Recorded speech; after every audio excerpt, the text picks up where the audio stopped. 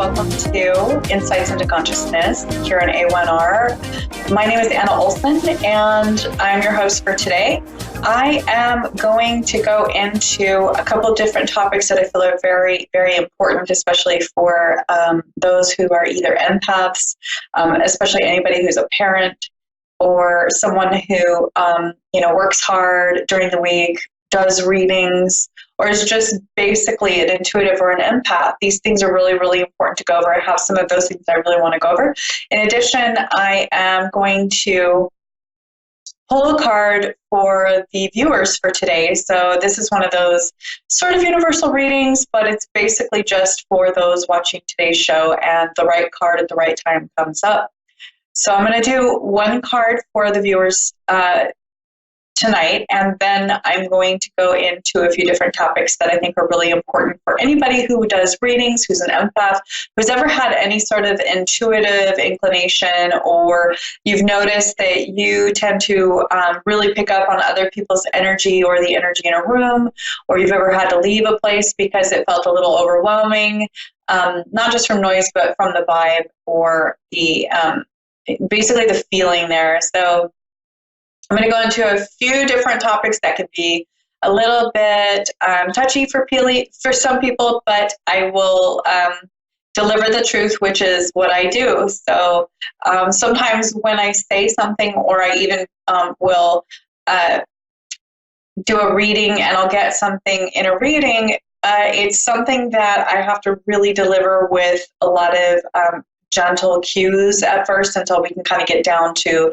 the actual issue at hand, because I'm very honest. I'm a truth teller, and that's what I go with. I go with the truth of what I'm getting and everything that needs to be said, not what I think sounds good. So the way that you're getting a real reading, a true reading, is you're going to have the truth told to you. So somebody who sits you down and just tells you everything you want to hear all the time, and they tell you how beautiful you are and how the fairies follow you and all this stuff. Okay, well, that's great and all, but I think that really the best work is done with honesty and with a lot of truth telling, no matter how hard it is to kind of look at that point. And that is also what I'm going into today on my show. The shadow self, and how sometimes we need to look at the things that are a little bit uncomfortable to really make a lot of leeway, to do a lot of healing, and to really dig deep and figure out what the next step will be. So we don't make a lot of progress. We get really stagnant in our energy when we just deny things that are actually going on. And it's good to look at these things. It's good to pull them out of the subconscious and within reason, at the right time, in the right place, in the right setting. So the first thing I'm going to do is I'm going to pull a card, and it's going to be for my viewers. I'm going to tune in to my guides and ask them what best will work for the people who are viewing or who will view this video or hear this podcast. Let's see.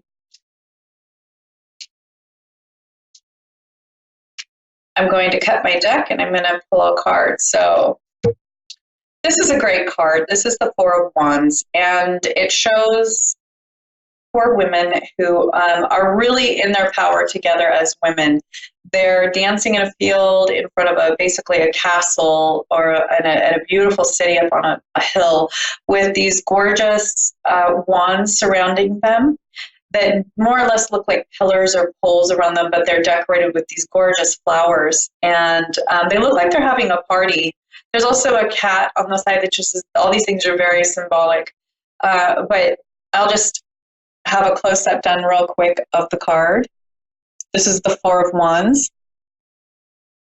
And here we have the four women. We have the Four Wands. They're basically having a party. They're having fun together. They're really put together, and they're in their power. So here we have four women who are celebrating, which is really wonderful, because this goes along with my theme for today. I randomly picked this card. This today I feel like is depicting how we are to care for ourselves so that we may take care of others. and how we can protect and really guide ourselves when we are developing that relationship with ourselves. Yes, we do have a relationship with ourselves. It sounds kind of counterintuitive, but it is the truth. We have two sides to us, at least, and that's every person in the world. There are a lot of labels for these things. There's labels in psychology. There's labels, even if you were to talk about, people do these funny little memes with like the Star Wars thing where they have their dark side and their light side, or they have, like, I think it was like Kermit the Frog with a hood on, and, my dark side was saying this to me. And it's really kind of funny if you look at it, and you can make a lot of jokes about it. But on the other hand, the shadow side, or the subconscious mind, you can also kind of call it the subconscious mind, the ego, the pain body. There are a lot of these really interesting labels according to how somebody's raised, or what it was called as they were growing up. So, or what they've been taught, or how they've learned for themselves. Now, a lot of Christians perhaps would describe this as the part of you that is temporal, the part of us that is mortal, our bodies, maybe temptation, they might kind of throw that in there. That would be the appropriate definition of this part of us. There is also the ego, which would be identifiable through Buddhism as our shadow self, subconscious. The ego, they would describe, is the chatter in our head that goes and goes and goes, and there's a lot of unhealthy banter, or things that can go on just from the ego. The thing that, people, when they say, when you see someone speaking to themselves in the street and you think, gosh, they must be really crazy, I wonder what happened to them. Well, we can all do that in our minds without saying it out loud, and that's what they really focus on, is that the ego. That's a real quick definition of the ego and what it does, what it says, how it behaves. It's got all these negative things that it says, or it's rather chattery, and the things that it's obsessing about is not healthy, and it's not conducive to spending our time wisely in this life. And then we have the shadow side, which there's a lot of different religions that might describe the shadow self. So you can go into shadow self and really look at it from many points of view. The shadow self could be described as the person in us all that has been raised or developed with some trauma, some abuse maybe, or pain, or issues in a family dynamic, perhaps the way we've been raised, or just things that we've been through in relationships that have harmed us. There's all sorts of things that can cause a shadow self to form, or it can be the part of us that has been held back. So there are those who have had issues with, substance abuse, alcohol, where when they start that substance, their development emotionally and sometimes even intellectually will be stunted to the age that they started it. And when they are in recovery and they start to do all that work where they're jump starting everything, they're starting to grow up again from that age where they started.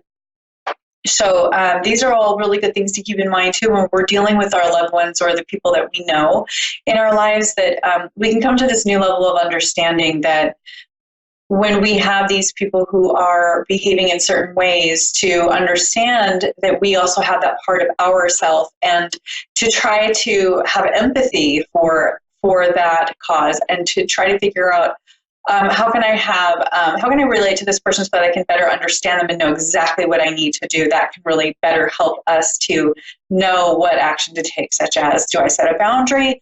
Do I support them in getting help for this? Or do I support them like right next to them? There are different levels of relationship support actions that we can take with people.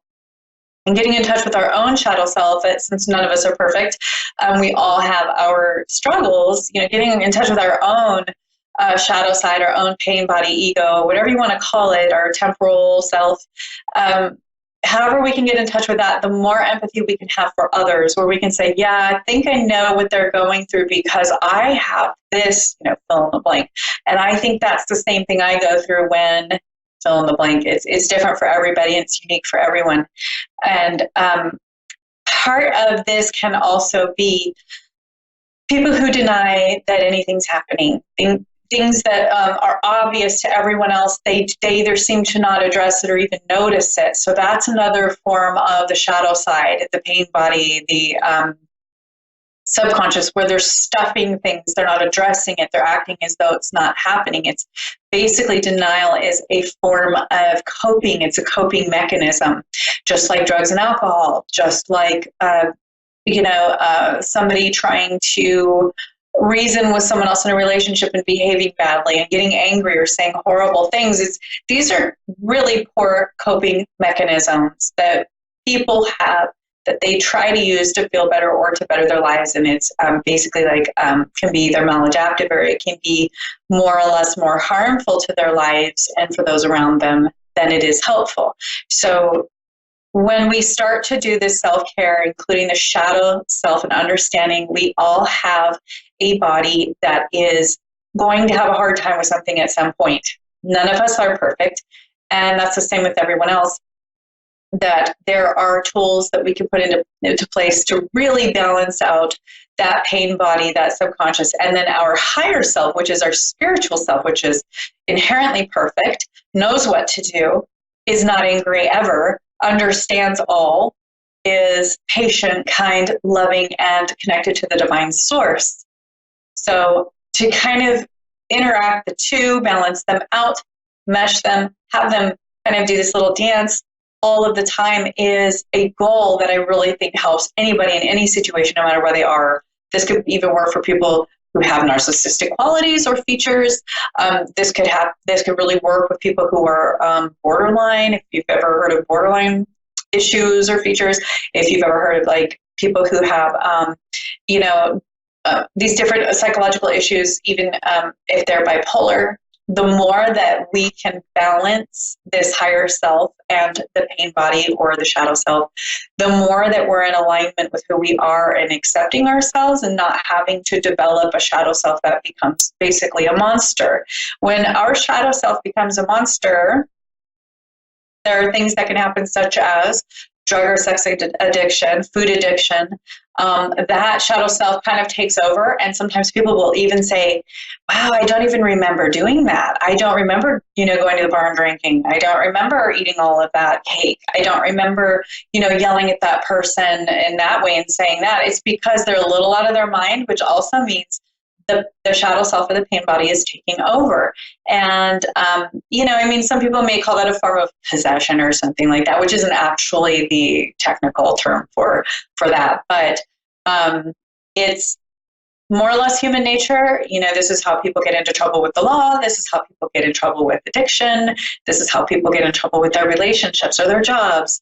I really love to teach others, how to deal with it. So the reason being is that I have really, really delved into this. Luckily, I've never been in trouble with the law or had any addictions that were, no substance abuse issues or anything like that. I was raised in a very structured environment away from any substance abuse, which was really good for me. But there was those things in childhood and things like that I've struggled with that have caused a lot of anxiety with my shadow self. And, I'm not ashamed to say it, because shame is the thing that keeps us all hidden and keeps the shadow side down. That's the key point in working with the shadow self, is to negate the shame and to go ahead and trust that when you go out and you just tell people, part of this too for me was coming out as an intuitive, as a person who does psychic readings and who has been speaking with spirits since I was a child.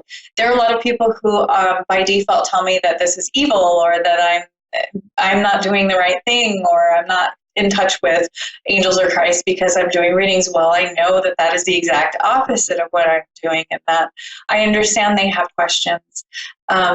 However, shame is what really gets us down. Shame is something that stops us from seeking help or support.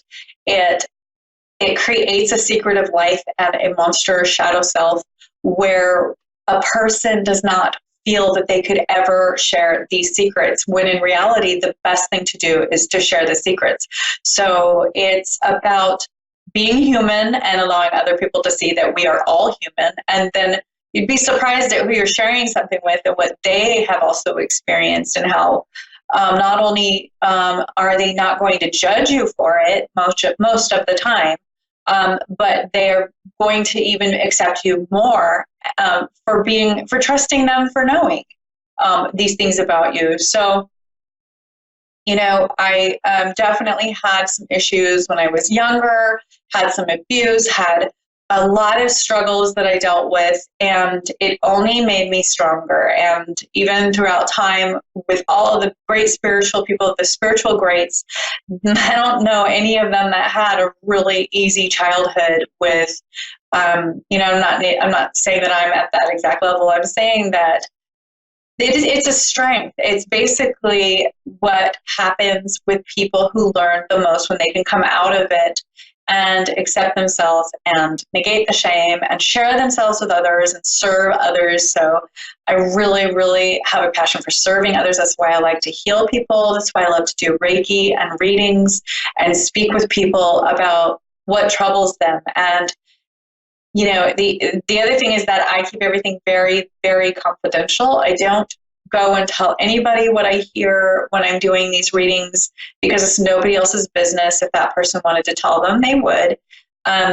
There's a really strong, trusting bond that I have with the people that I do readings with, and that's very, very important to keep that sacred, not just confidential, but something that's going to help people spiritually, where they can have somebody that they can trust. And even a therapist can be subpoenaed by a court system if they need to be.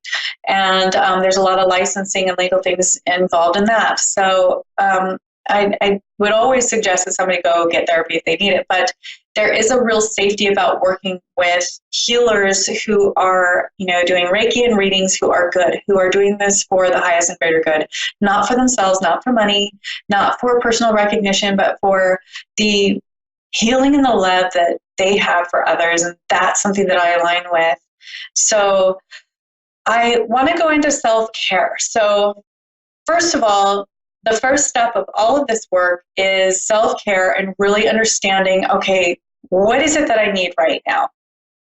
If we can't identify what it is that we need, how do we know how to take care of ourselves? When we're taking care of our children, or we're even taking care of a pet, it's pretty obvious what they need at that time, and we can deliver that for them.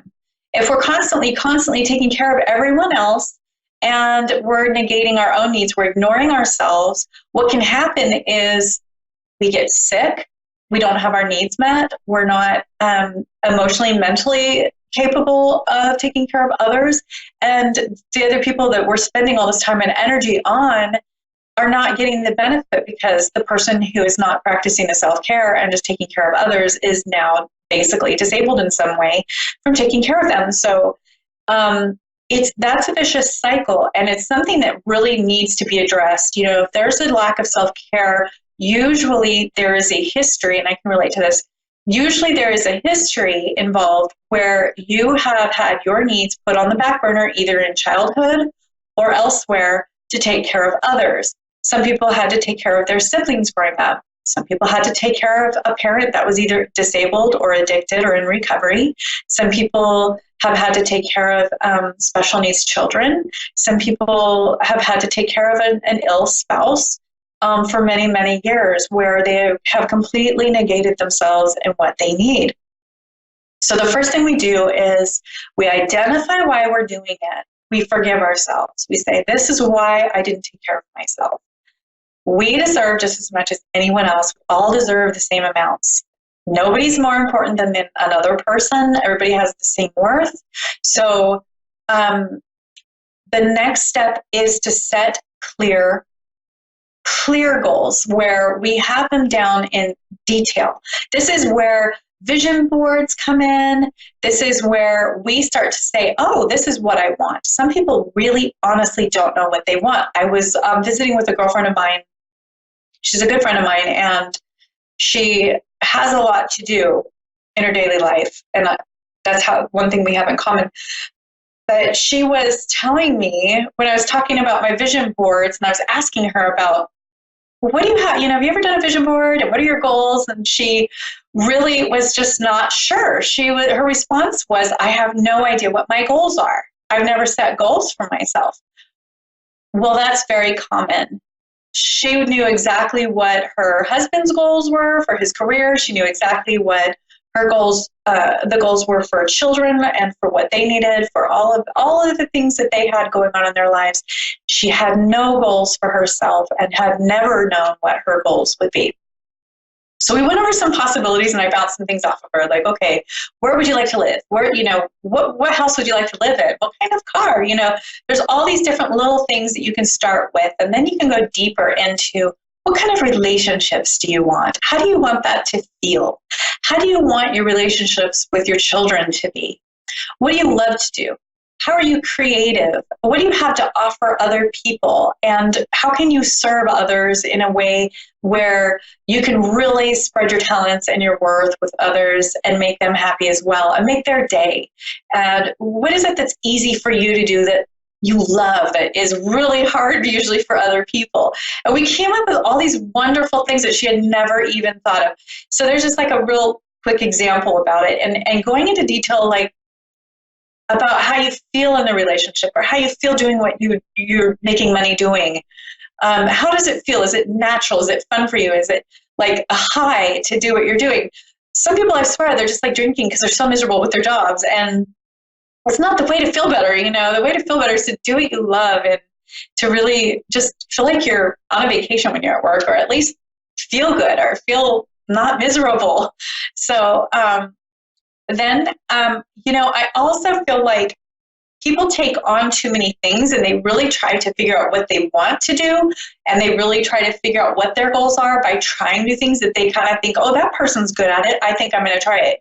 And before they know it, they have this huge craft room that they never use, or they have a big workshop for like woodwork that they hardly have ever used, or fill in the blank. And really, before taking on new projects, I always advise people to either close out and admit that the last one that they were trying is not a good idea, or finish it. So otherwise, people will have 7 or 8 new projects that never get finished, and then they feel like a failure. And that's no fun. It's not fun feeling like you're a failure, or just feeling like, oh, well, I've never done anything, and this person has like all these great things they've done, and then they start comparing themselves on social media, which is really dumb, by the way, because that's always the highlights of other people's lives, and it never really applies, or it's a lie. So don't believe it. Don't let Facebook make you depressed. That's just ridiculous. But, I really, really love that people who know that if they don't finish this, they have to decide that they're not going to do it and get rid of all of it. When they do that, they're very serious about what they take on and what they start. They become more serious about it. They think it through more. It's more of a surefire thing when they start it. And it's okay if you decide you don't really want to do it. We're human. We can start something, and then if we don't like it, we can just decide to change our minds. There's nothing wrong with changing your mind, okay? There's nothing wrong with changing your mind and starting something else, but you either have to finish it, or you have to change your mind, okay? So there has to be a clear, concise decision there. And then when you find the thing that you really love and that you can follow through with, then you just stick with that. If you find something that you really love and it really makes you happy, and you can just keep doing it forever and feel amazing, and you just keep getting better and better at it, it's a bonus. That's one of the things that are you. That's you. That's your thing. So another thing that I really, really want to reiterate on is education. I always talk about education, education, education. Nobody can ever take that from us. We carry that into the next life. They say you can't take it with you. You can take your education with you. We can take our education with us. So the more that we are educated And the more that we just fill these brain cells with information and get smarter and better at things that way, the more that we can be informed about what we're doing. And that's why they continue, education for people who have degrees or licenses to do certain things. This is why they continue those education. We have continuing education credits. Keeping that education going also keeps your mind young or moving. So if you're young and you're studying and you're continuing your education, your mind is going to keep moving. It's not going to get stagnant. You're not going to waste time.